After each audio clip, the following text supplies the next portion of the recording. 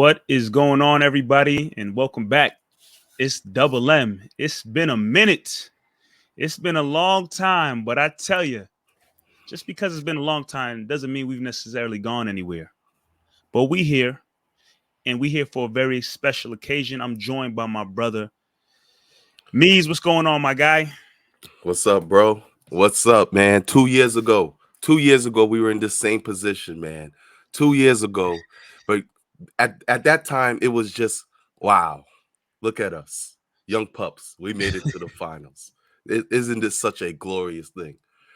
This time around, it's, oh, we here to win this whole thing. No question about it. This is a business trip. 2 years ago, it was a vacation. Like, I can't believe it. That was one of our best Wow. summers. We had Oh an boy. amazing time. Looking around. Oh my gosh, this You're is on crazy. vacation. It's a resort. You want to touch Yeah. everything. Yep. This time, we wearing suitcase. We wearing suits. Got a briefcase. It's business. Yeah. You know why we're here. That's exactly how it feels. You know why we're here. And Marv said it best. It's a business trip.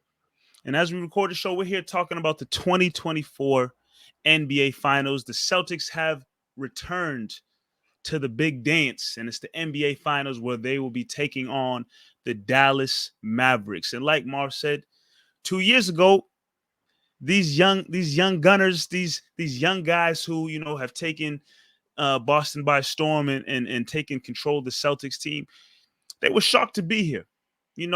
Great season, but they made it to the finals. Like, oh man, they're here going up against the Warriors. It's just the lights are bright. It's just, okay, let's see what these young guys can do.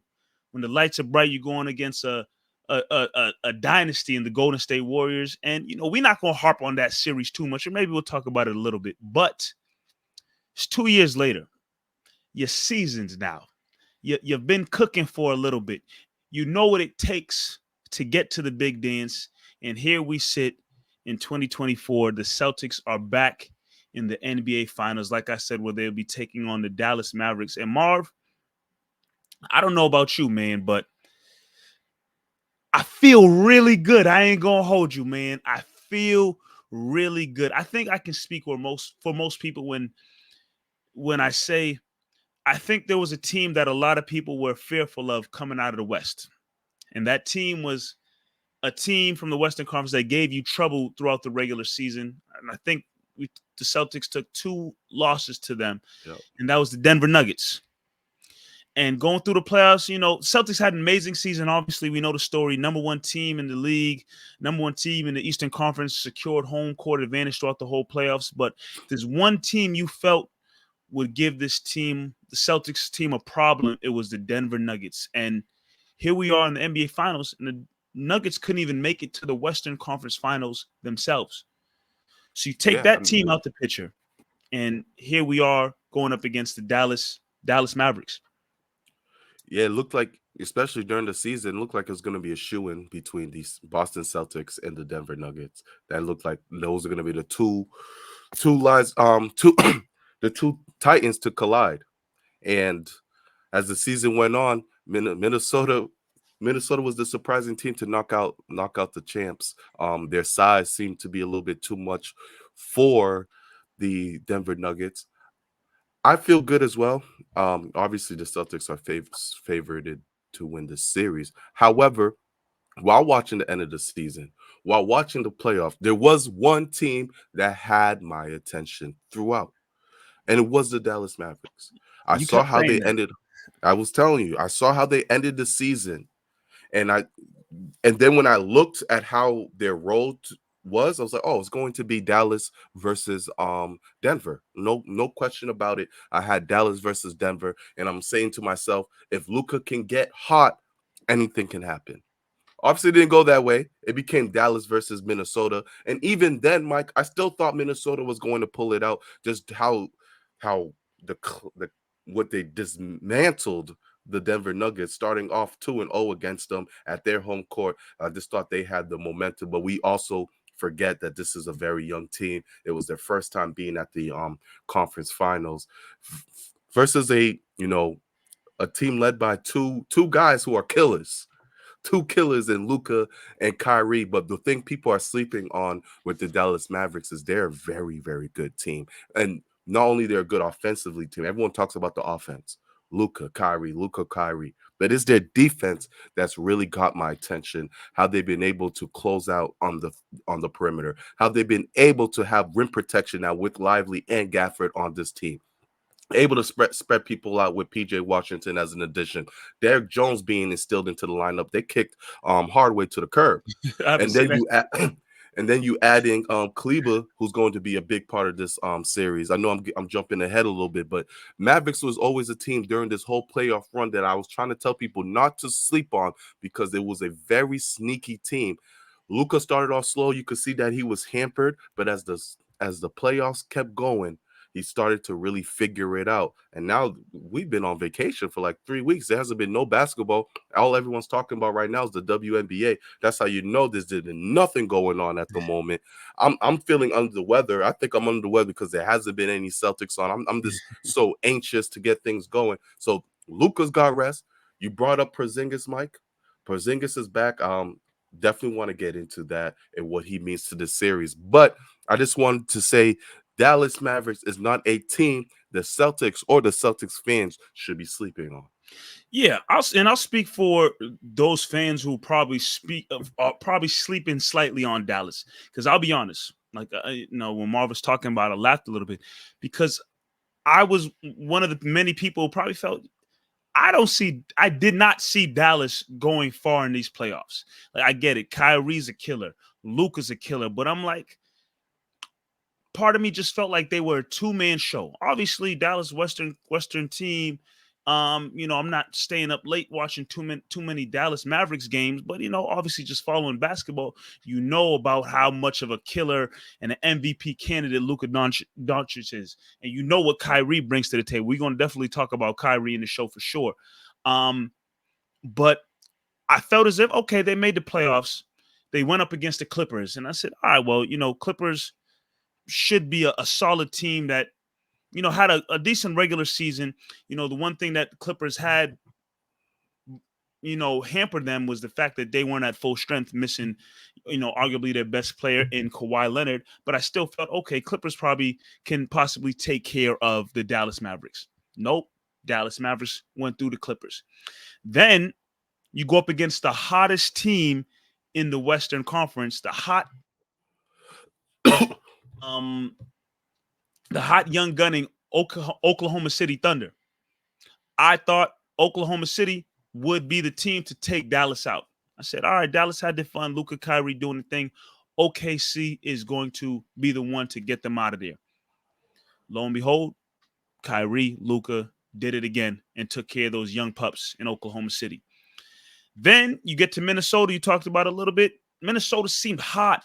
Minnesota just knocked off the defending champion Denver Nuggets. I'm like, yeah, Dallas, you had your fun. Luka, Kyrie, it was fun and cool, but this two-man show is coming to an end against the hot Minnesota Timberwolves and Anthony Edwards and those guys over there.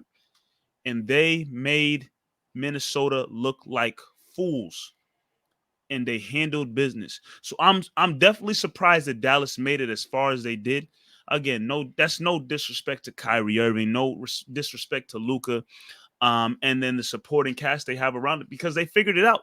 A lot of teams, sometimes don't work when you have a two-man show and you got two guys who need to share the ball, very ball dominant. Sometimes that does not work out.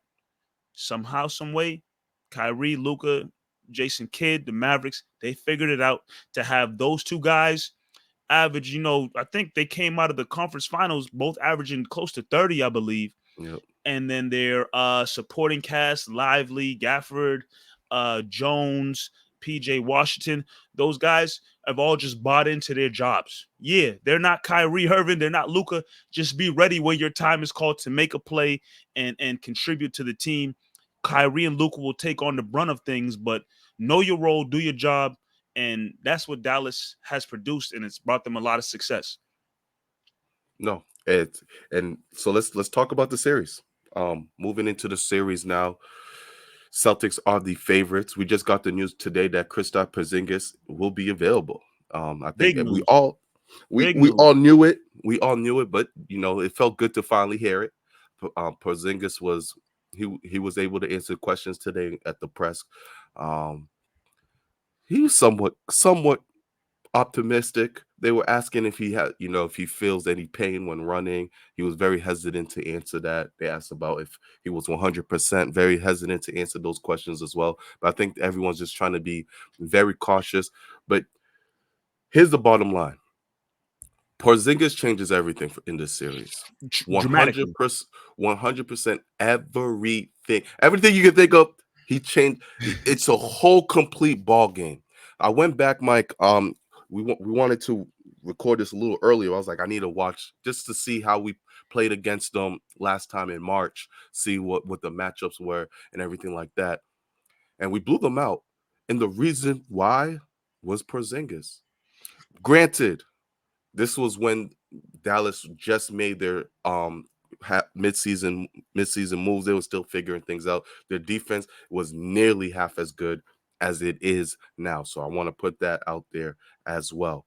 Porzingis pick and pop was the key to the game because all the attention goes to him. When you want to get switch actions, you want to move things around. We know that Celtics are going to attack Luka. If there's anything we've seen this year, Celtics going to find one person and they're going to abuse that person throughout the whole series. If you go into the series one, who did we face the first series? Miami, Tyler Hero abused him the whole series. Series two, Garland, crack Garland the whole series.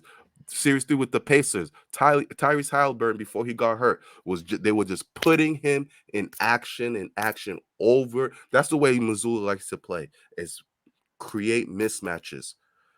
And now you have Luka. They're gonna put Luka in a lot of action. You're gonna have to. This guy, when you look at the Minnesota series, Mike, with Mavericks, they didn't have guys to really put Luka into actions, right? Nope. Once your real big threat is Anthony Edwards and Cat, but Cat was just he's just a catch and shoot for the most part because he doesn't know how to play like a big man. And Anthony Edwards, you can double, you can trap at Edwards. So they didn't have guys to put either Kyrie or Luka in actions. This Celtics team has 5 guys that are all going to put him into actions no matter what happens. So I think we'll start right there. How you're going to stop Luka, and then the importance of Porzingis. Yeah, I mean, Porzingis back, like you said, I gotta agree, is 100% huge. Here's the thing with Porzingis: a lot of time off, So obviously, sometimes rust comes with being off for a while. Another thing that I heard from, I forgot what interview I was watching, but a doctor was, speaking about Porzingis and the injury that he suffered, and the timeline of recovery. And what I listened to this doctor and what she had to say was the fact that the injury that Porzingis suffered, yeah, he may play he may be ready to go in the NBA Finals, but he probably won't be 100%. So when you listen to him talking to the media today, as we're recording on Tuesday the 4th, June 4th, him talking to the media, he was giving some kind of answers like, well, we'll see how I feel, and maybe I'm close to. Some people might be like, oh, he's trying to play it. He's trying to, downplay it, like, he's not really ready, but trying to play with people. There might be some truth to the questions they were asking in terms of how he feels, and like him not saying that he's close to 100%, whatever. There might be some truth to it because, this is an injury where I believe I read that Joe Burrow possibly had a similar injury last season. And Had we a saw how calf long it injury, took him. and it hampered him for a long time, and he wasn't right for a long time. I think this is a similar injury to what Kevin Durant had a couple of years ago, where he ended up trying to play through it a little bit, and then he ended up tearing his Achilles. Yeah. So this is an injury that might play a part long term, in terms of how you're feeling. So yeah, people look at percent. Oh, he's been out since round 1. He's had so much time off. But if you really listen to the research and what professionals have to say, Porzingis might not be 100% out there. He might be close to 100%. And I read that he's gone through a lot of scrimmages and he's done everything he needs to, but does he physically feel at his 100% best? And the answer could quite possibly be no, but he's well enough to get up and down the court. So with that being said, obviously Dallas on their side is probably doing their research and have their knowledge as well. Offensively, if you can just have Porzingis hitting some pick and pops and hitting his open shots that he'll get thanks to Brown and Tatum and White and availability, they'll make for him out there. If you could The just pick have and him pop hitting, is going to be huge. it's going to be huge. Asking him to do more than that could be a lot to ask. Now, granted, has Porzingis been asked to do a lot throughout the course of the season? No, he's been a lot of high posts, make a move there, or a lot of pick and pops, and hopefully hit your open bucket. So if he's going to be relegated to that or continue to do that, he should be all right. Asking him to do more offensively could be tough depending on where he is. And that's just on the offensive side of the ball.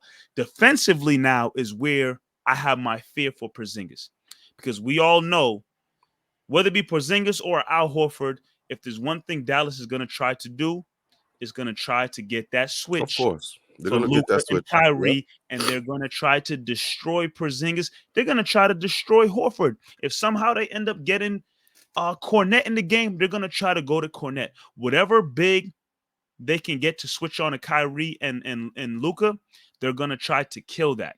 So I'll stop right there because there's more we can get into. But how do you feel about at least Porzingis on the defensive side of things? We know what he can bring offensively, but defensively, what do you think about Dallas attacking him and him not being fully 100%? That's going to be what Kyrie's going to abuse. Mm-hmm.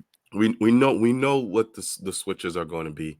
I think Porzingis can move a little better at his stage than Al Horford. We'll see where the calf whether it hampers him or not. However, the way the Celtics have been playing on defense, they're going to give up all the twos in the world compared to threes. And that's what they're going to want. They're going to want for them to go in action, have the pick, have Porzingis cover, and give up the twos. Celtics, that's how the Celtics been playing all year. They play the numbers game, the analytics game. We're going to give up the twos, whether you continue, like the DeJounte Murray game is a perfect example. DeJounte Murray shot the ball how many times? 44 times, because that I was the remember only that. thing. That was the only thing that the Celtics were allowing them to do.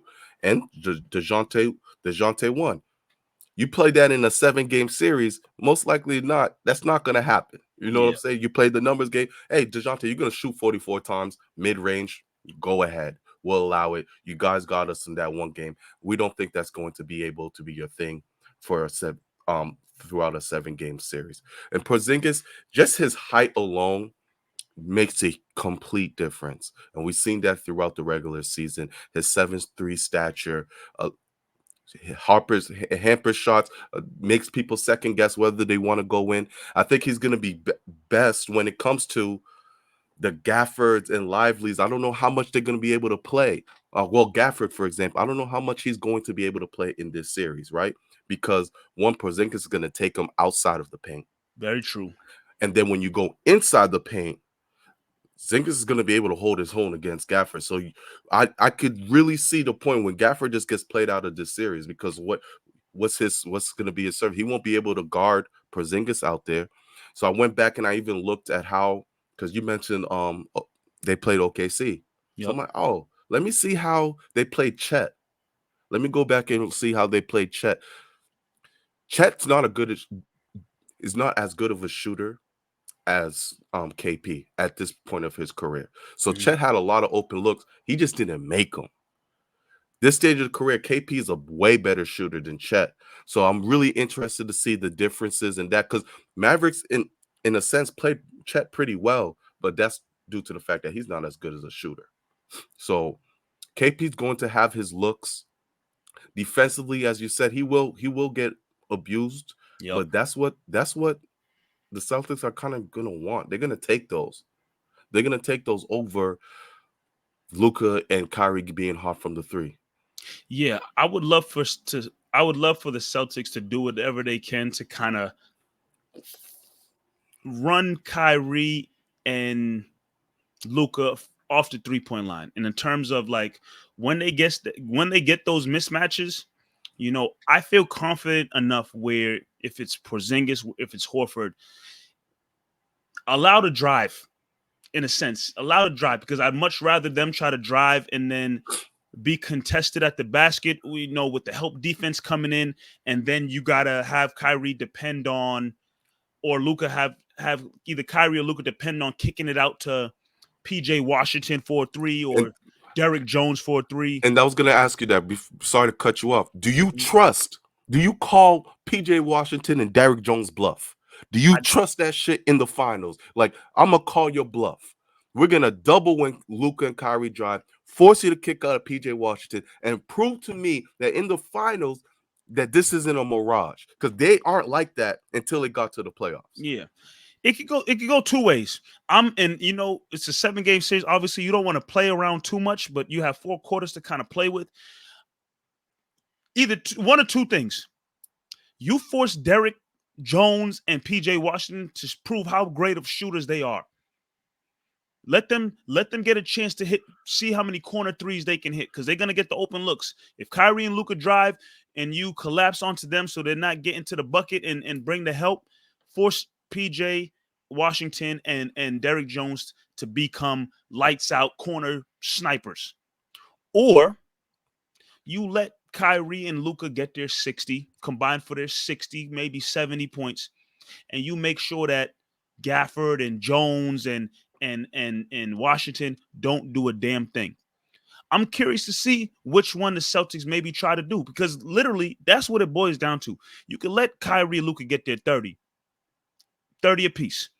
And if you don't allow those other guys to do anything, you should somewhat be in good shape. Or you could say, nah, Kyrie, Luka, you ain't getting to the basket and finishing and one, none of this. Let me see how many corner threes and spot up threes and uncontested threes Jones and Washington are hitting. Which one would I rather? Let me see if Jones and Washington can beat us. We know Luka could beat you, right? Kyrie can beat you. Let me It's see. always the Let me see latter. what Jones and Washington can do from the corner with 3, 4, 5, 6 corner open threes. Because Luka and Kyrie are gonna find these guys once the defense collapses on them in the paint. Let's see if they can be knockdown shooters.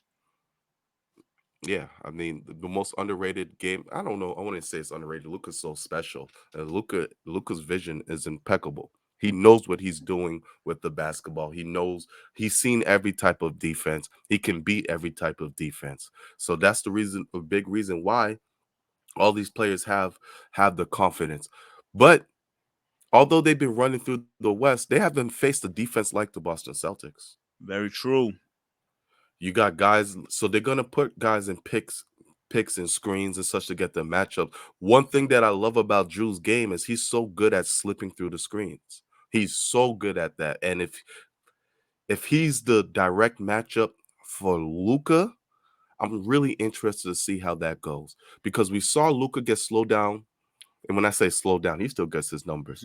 But we saw Luka get slowed down by Dort, right? And Dort is a physical body, big body guy. This is the first time I ever seen someone really like bother Luka. And then he faced Jaden McDaniels, who's a better defender than Dort, probably the best perimeter He made an defender in the all-defensive NBA. team. Yes. Mm-hmm. Did he? Did he? I believe He so. should have. He better have. I think he I did. think he's the best defense perimeter defensive player in the league right now. I think he made all Luka defense. Luka killed him. But why? Because he doesn't have Jaden McDaniels doesn't have the strength. He has the length, but he doesn't have the strength. With Luka, he moves at his own pace. It doesn't matter what you do. So I think a guy like Drew is more built like a Lou Dort, where he's more physical and he can body Luka a little bit. So I think we see a lot of Drew Holiday on him. I tell you who you don't see on him. You don't see Jayson Tatum on him. You do not want to see Jayson Tatum on Luka. That's just not. JT is a great defensive player, an amazing defensive player. I think that's another underrated part of his game. Luka will get that boy in foul trouble, quick, fast, in a hurry. So you definitely want to see. You're gonna see in the game in the March. We saw Tatum a lot on Lively. Tatum was on Lively a lot, and then when the switches come, then Tatum would will guard whoever the ball handler was. So I don't think you want to put JB and JT in the first couple quarters on Luka, just due to he's so good at causing fouls, getting to the line, and you want to preserve these guys.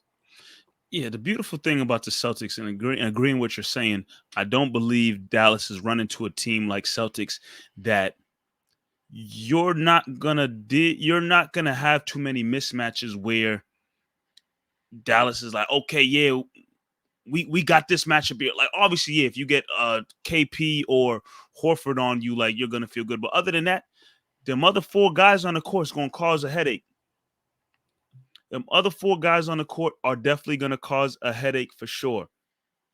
I feel as if I don't know how the game necessarily starts, whether you do White, whether you do Holiday, whoever you want to put on Luka and Kyrie, however Joe decides to mix it up.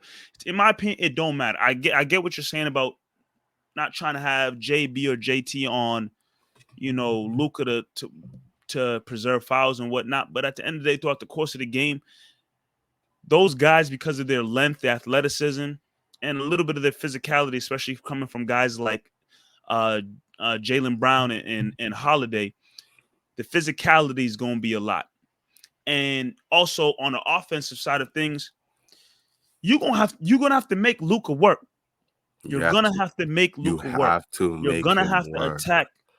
I feel as if, and it's crazy. I'm like, yo, who do they put Luka on? Who does Luka cover defensively? You put him on JB. We saw what March looked like. You put him on JT. JT can probably cook him. Your best bet is maybe putting him on. They're probably gonna put him on Drew. On Drew, and I do believe Drew should, in a sense, take that matchup and attack Luka. He should definitely attack Luka. The way we saw Drew turn up against Cleveland later on in that series, and then throughout the whole Indiana series, need Holiday to take that matchup personal if they decide to put Luka on him, because it's kind of disrespectful. Because if you're talking about out of their starting five, who's the worst defender for Dallas? Luka, I would say maybe. I mean, Kyrie's smaller than Luka, so maybe you could say yeah because of size. But in terms of like quickness and be able to move their feet defensively, who's the worst in that starting five for Dallas? I'd probably say maybe somewhat Luka, especially knowing that he has to go down on the offensive side and do a lot. Guy would tire out. Got to make him work. You have to make him work. Attack him. So in terms of matchups, you make Luka work and see what he can bring to the table offensively, because not many players are built like that to do it on both ends. They don't come around often who can lock it down and make it happen defensively and then come down at the same end and kill you for 30, 40. I mean, Ant looked like the closest thing out there to do it. And even with Ant, some people say he kind of slowed down in that Dallas series. So not everybody's built like that, especially a guy who always gets talked about his conditioning and whatnot. And a guy like Luka, let me see if he can bring it defensively and then what he can do on the offensive side of things. That's such the beauty. I'm a fanboy Luka real quick. That's just the beauty of Luka. Everyone talks about his conditioning. And then in the final minutes, while everyone's hands are on their knees, he's chilling. Him and Jokic have that effect where you look at these dudes, you're like, yo, these dudes are not in shape at all. Then you look at the stat sheet, they played 40 plus minutes, and they're the ones making the plays at the end of the game. So it's a beautiful thing to see. You got here key matchups. Look, this game could go 7. This series could go 7, or it could go 5. I still have the Celtics win in both scenarios.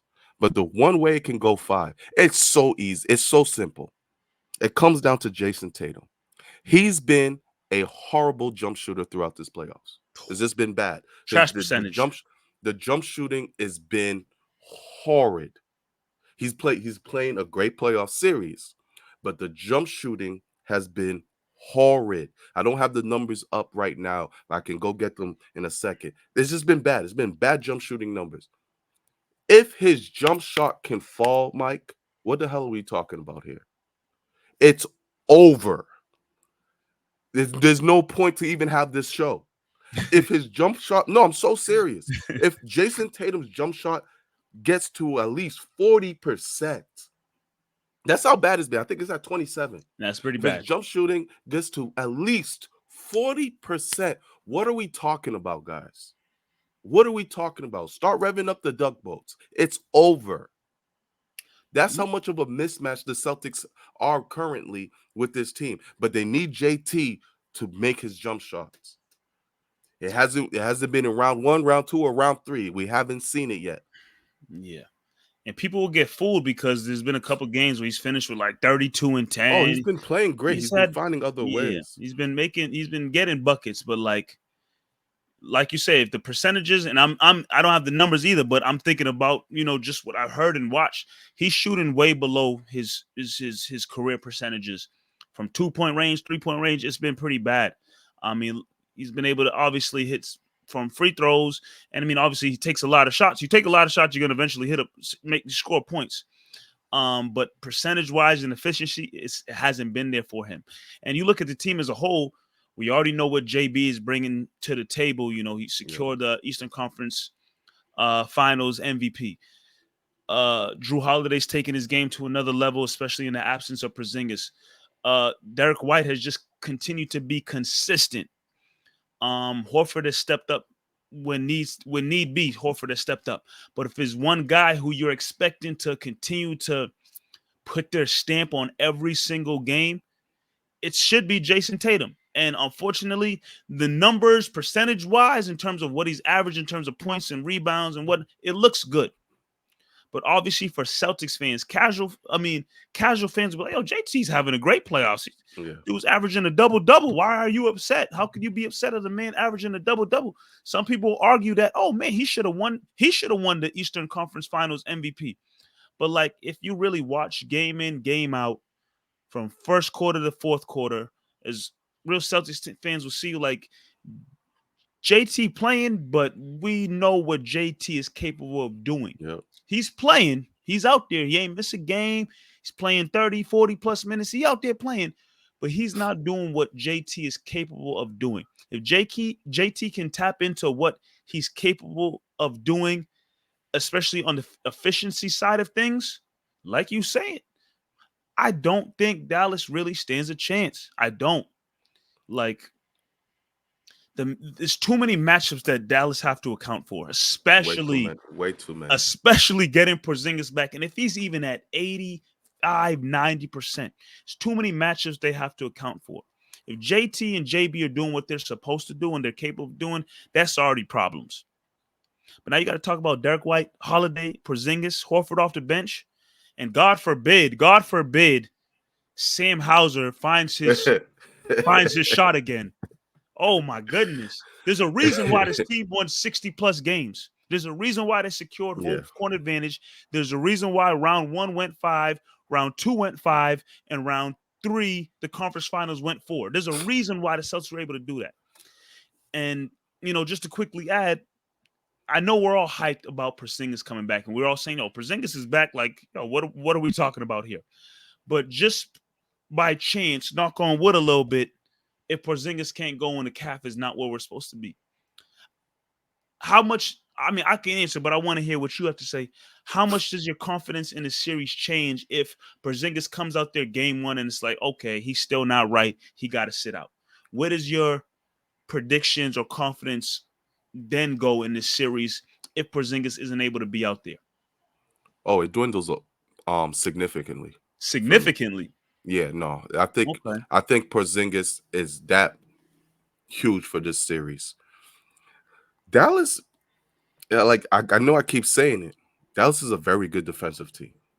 They are a very good defensive team. Yes, Tatum and Brown are great offensive players. They will get theirs. We've seen what Derek White can do in stretches. We've seen what Jrue Holiday can do in stretches. And Al Horford is playing out of his steez. He's 38 years old. There's not much you can really depend on. Jason Kidd is also a very underrated coach, and I think he's going to have defense. If there's no Porzingis, he's going to scheme up defensive plays to force the Celtics to have a Derek White and Drew Holidays beat you. And it's easy when you're facing the Pacers, Cavaliers, and things like that. Dallas are going to put up points. They're going to put up a lot of points here, and you're going to need to match that. I think Porzingis, just because of the matchup and the switching and everything he provides for this team, there's a reason why when Porzingis played during the season, there was no chance any team could really thought they had Winning a by chance 20 against something them. points half the time. It was over, and Porzingis didn't have to do much. It was maybe some 16, 18. It's just what he provides to that team to allow Tatum and Brown to go off. I think we forget that aspect of it too. Porzingis allows those two guys to go off as well, and it frees them up. Jayson Tatum's gonna get double teamed. He gets the best assignments, right? He's gonna get the number one defender. He's gonna get the double team. His game goes down. Do you trust Jaylen Brown to carry the Celtics to beat the Dallas Mavericks? I still think Celtics can be all right, but Porzingis is really key for this team to win the finals. Yeah, I think Porzingis obviously takes predictions and confidence to another level for sure. Porzingis out there close to 100%. The confidence is very high. Obviously, no Porzingis. Thankfully, we've seen what this team is capable of doing without him, and I think that's what gives me some sort of high confidence still, because it'd be one thing if Porzingis is out the lineup and all everything just seems chaotic. Like they don't know what to do. They lost their way. They lost their identity. Porzingis out the lineup, like Celtics have. Let me ask you this. Go ahead. In the playoffs, in those close, there was a lot of close games. Let's take the Pacers, for example. All those close games without Porzingis. Do you see Dallas Mavericks making the same mistakes the Pacers did in the end of games with Luka and Kyrie? When you have two killers like that in the game, no, I do not. They're not making those same mistakes, and then they're making plays to put points up on the board. And then I also think, similar to what you said, I think they're coached better. Like Jason Kidd, I think has come a long way as a head coach. I remember when he first got the job with Brooklyn, he was the coach, but that team was run by, Pearson, Garnett, and Joe Johnson. And the team was run by those guys. Then he went on to Milwaukee. And I think Milwaukee is when he somewhat started to find his groove a little bit coming out of those Brooklyn Net years. And then obviously Milwaukee was quick to move on from him. And then with Dallas, I just think because of the type of point guard Jason Kidd was, it was easy for him to kind of connect and work with Luka, in my opinion. And then you add in Kyrie to the mix, who Kyrie just a guy who at this point he's trying to get somewhere and make it work by the grace of God. He's just trying to make something work wherever he goes. So he don't want no trouble in Dallas. Because I think a lot of people thought, how the hell is Kyrie and Luka going to work in Dallas when they made that move? But like I said, Kyrie just trying to be somewhere. Like people didn't think Kyrie was going to go back to Dallas after the season. And when he resigned, I think it caught a lot of people off guard. But, I think he's trying to find some stability and make it work. So to answer your question, yeah, I don't think Dallas is making similar mistakes like the Indiana Pacers did. And maybe the Celtics don't win some of those games if it looks similar to those situations if it's against the Dallas Mavericks. Like Celtics have to play better, Mike. Oh, absolutely. Of course, we look at those first 3 rounds, and there's been time lapse, so it's been a while. But Celtics have to play a lot better. If there's no Porzingis, what they brought in these first 3 rounds, they're not winning this finals. They have to play a lot better offensively. Tatum has to play a lot better. If we're really breaking it down to your star has to play a lot better. He has to make those jump shots. That's where you get that's your bread and butter. And I think I would like to think the Celtics know that, because here's the thing, and we're just 2 guys, obviously recorded this show talking about the game, but it's not rocket science to tell like Dallas is better than Miami, Dallas is better than Cleveland, Dallas is better than Indiana. Dallas is smacking any of those teams if they were to face them, in my opinion. So aside from knowing that Dallas is a more formidable opponent than those other three teams that you face, you also have to understand, especially with Tatum and Brown being the leaders of this team, you've been in this position. So you know what it means to have to elevate your game in the NBA finals if you want to get the job done. And I think that's what's something that's huge for them. You know, they were able to make it 2 years ago, like how we spoke about starting the show. And collectively, did they elevate their game? I know Jaylen Brown did. But the rest of the team, not really. This time around, you know what it feels like to get to the NBA Finals. You know how bright the lights are gonna be. Like it ain't no shock and awe. You know what it is, and especially the top guys on the team: Horford, Brown, Tatum, Holiday, White. They know how bright these lights are, so they know what to be expected, and they should know that their game needs to be elevated if they want to get the job done. Like we just was talking about, Tatum gotta find another level to get to. And I'm not trying to be a part of the rest of the media that is trying to put Tatum and Brown against each other. Oh, maybe Tatum should have wanted the conference finals MVP or Brown. But I will say this, and this is just from an individual standpoint, not to say that Tatum has beef with Jaylen Brown or is upset that Jaylen Brown won the conference finals MVP. I don't believe that. And I think all of that's bullshit, to be honest. But I will say this. What is my computer doing to me right now? Don't play with me. Oh boy. I will say this. Sorry. Yeah, you're good. Tatum should see Brown got the conference finals MVP. Be happy for it. Be great. But like, yo, be motivated. Like, yeah, I'm happy he got it. Man, I need to elevate my game so I can hopefully be in consideration for the finals MVP. There's no beef, no real competition with Brown, but like, yo, let me elevate my game so I can be in consideration to receive that award in the next round. That's what should be going through Tatum's mindset. I need to elevate my game so I can be in that conversation to win this award. And just collectively be there for your team.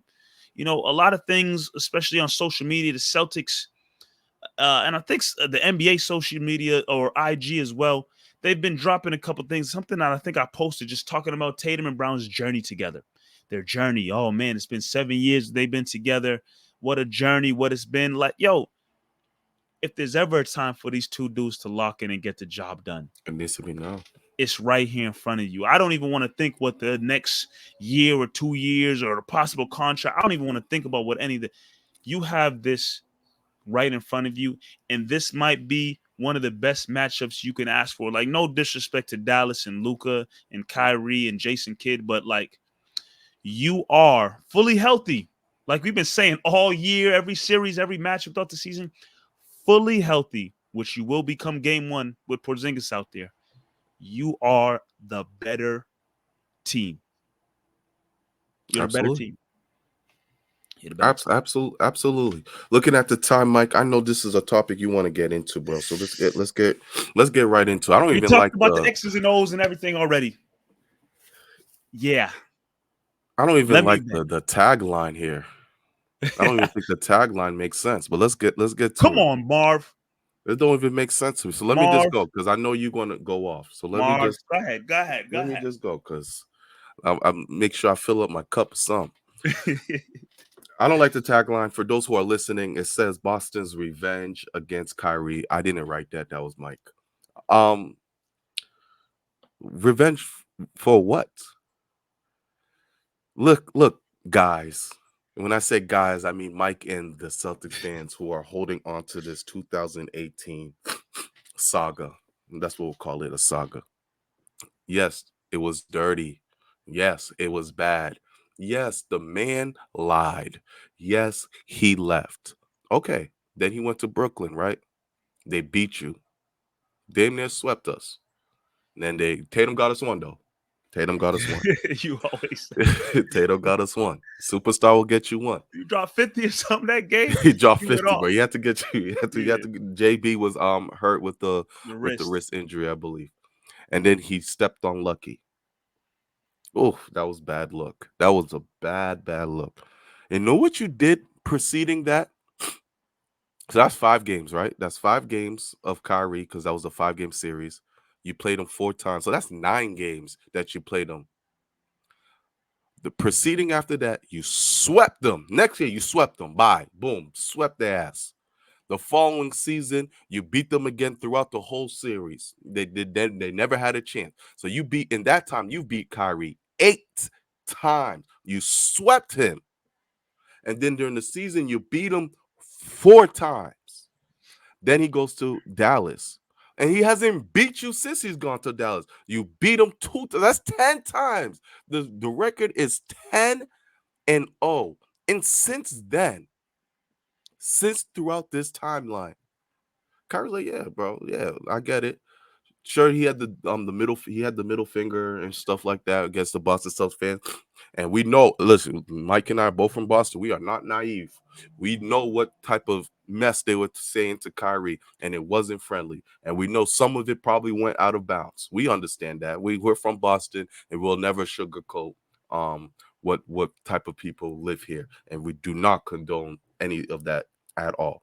But we, as Boston fans, we get it. Kyrie was getting a lot of hate. He was getting boos. I'm cool with all the boos and everything like that. But for this series, it's a cute storyline. Oh my God, Kyrie, the one that the Celtics hate, he's coming back to play. It's cute storyline. But to say the word revenge of what? We beat him already. We swept him. We prevented him from winning a championship. I don't see the revenge, or I don't see the malice of, oh, this is the big storyline that everyone wants to make it to be. It's a cute storyline, I get it, but I'm not too hype over it. Kyrie's since spoken about it, talked about what he was dealing with when he was in Boston, said he could have handled it better. We move on. Celtics have done a lot better since he's left, so I don't understand the animosity towards it. Mike, I know you don't agree with anything I just said, so I'm gonna let you just go. Listen, Kyrie is a superstar. Kyrie is an MVP caliber player. Kyrie damn near is one of the best basketball players in the world. And when Celtics acquired Kyrie, we all thought Danny Ainge was a freaking genius. Hit a home run, grand slam, play baseball my whole life. We thought we got it. We got the guy we needed.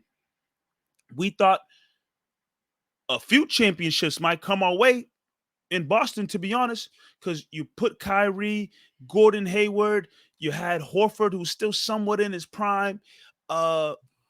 You got the number 3 pick in Jaylen Brown coming up. You got the number 3 pick in Tatum coming up. You're really about to go through this whole history. I'm not going to make it too long, I promise you.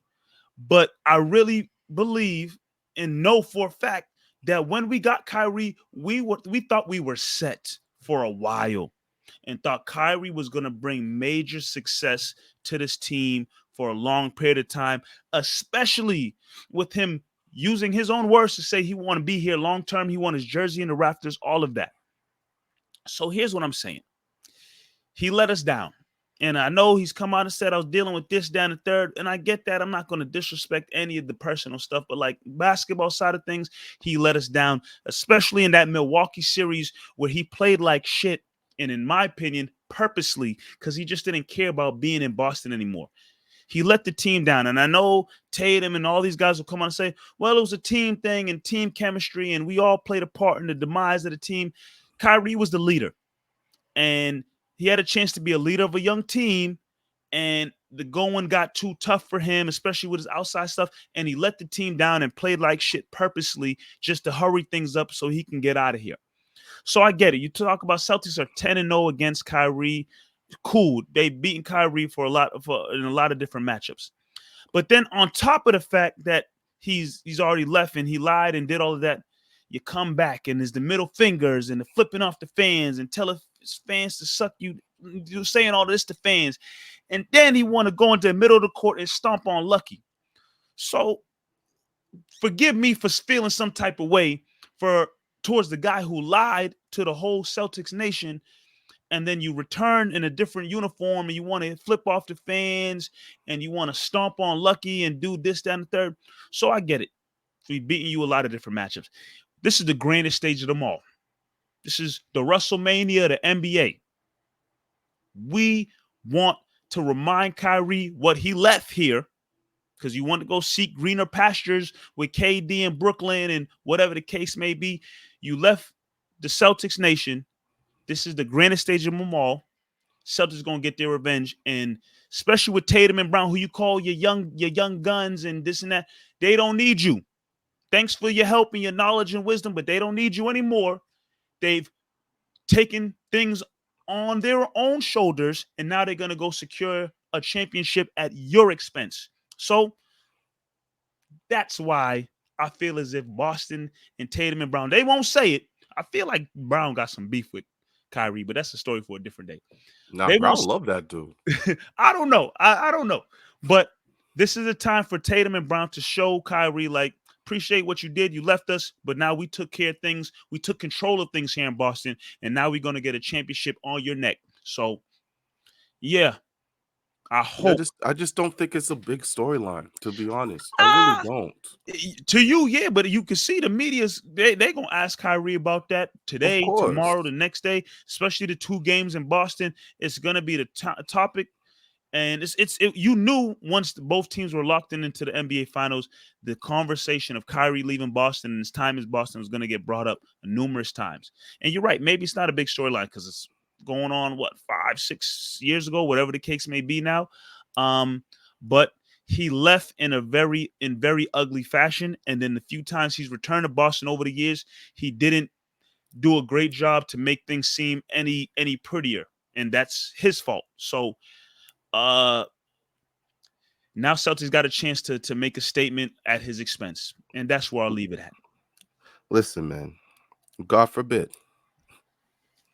I don't know how y'all gonna do if Kyrie wins a championship. Oh, it's gonna suck, Marv. It's gonna suck, bro. So y'all better It's start gonna poking the and, bear, man. And Kyrie, if that dude won a chip at the Celtics' expense, and Kyrie's petty. Kyrie's petty. He'll say something in the media. He'll post something on social media that's gonna take a shot at Celtics Nation. Like same way he went to go step on Lucky. He never spoke about that. I don't know if anybody's really asked him about that. At least it hasn't come across my way. But like he knew what he was doing when he went to go step on the mascot in the middle of the floor. So if he were to win a championship, he's going to be petty about it, knowing how much shit the Celtics Nation has given him over the years, and they're going to give him in the series. So he's going to be petty about it and make some kind of statement or post that's going to be geared towards Celtics Nation. I know it if they were to get it done. But let's hope that's not the case here in Celtics Nation. Yeah, it's a cute storyline. Nobody want to talk about Porzingis coming back. No one want to talk about what's that center over there in Dallas. Gafford? Blanking on no. That Lively? used to play for the Celtics. Light skin. Powell. Powell. Nobody want to talk about Powell's return. Powell's on the team with Chris Humphries and Gerald Wallace, and them. Ain't nobody want to talk about Powell's revenge game. No one's worried about Powell when he used to play with Gerald Wallace and Chris Humphries, bro. Come on, man. That's a storyline too. Put some respect on Dwight Powell's name. I will say this. Take out the Kyrie and all of the other things. This should be a very entertaining series. And we should see a lot of great basketball being played. It's going to be a good basketball. A lot of star power. Yep. It's going to be great. And it's like, it's so fitting for it to be Tatum and Luka, 26, 25, the young stars of who's this gonna be game. The face? Who's going to be the face? Who's going to be the face? But it's like a lot of superstars don't win at this age, right? They don't win at this time of their lives. So they win.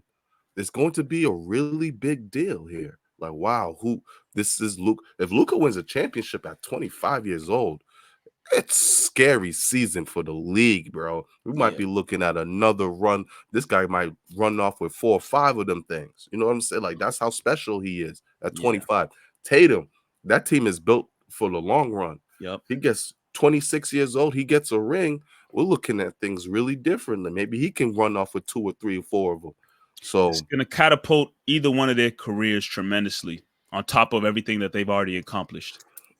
It's super fitting. And I think those two, I mean, Luka, I think universally is known as the better player. But Yep. you could see those guys getting compared to each other a lot, just being young stars of this league, and they both made it to the finals.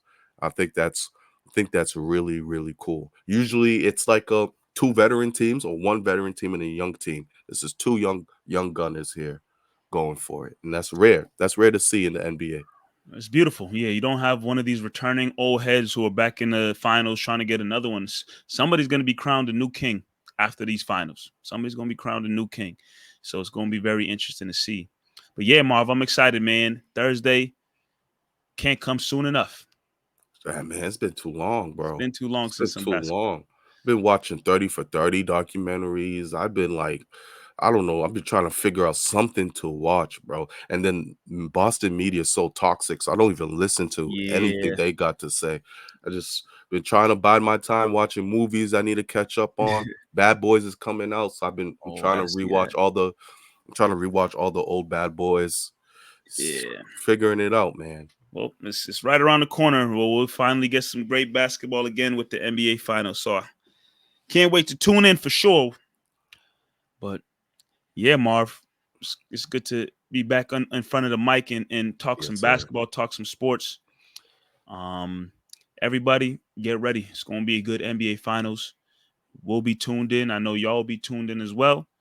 And look forward to hearing some more from Double M as the finals goes and continues to goes, and look forward to hearing from us some more as the summer comes about. So yeah, for my guy Mees over there, I'm your boy Mike Nice. This is Double M, and you know for sure, always and forever, we're to the moon, baby. Double M to the moon, baby. Double M See to the y'all very moon. soon.